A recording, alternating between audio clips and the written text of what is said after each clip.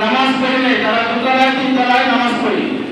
এখানে মেহমান এখানে একা একই নামাজ পড়বেন, বাকিরা আমরা ওইখানে নামাজ পড়ে নিই, দোতলায় তিনতলায় নামাজ পড়ে নিই।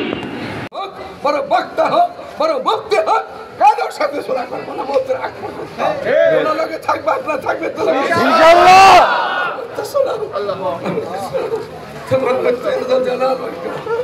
আল্লাহ তুমি আমাদেরকে কবুল করে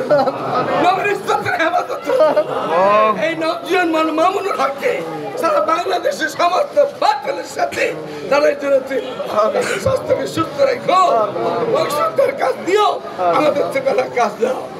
তোমার নবীর মোহাম্মদ থেকে এসেছে, মামুনুল হককে দেখতে এসেছে। আল্লাহ মুন্সিগঞ্জের মাটিতে নবীর দর্শন থাকবে, আমরা এখানে যেতে থাকবো, এই জীবনের দরকার নেই।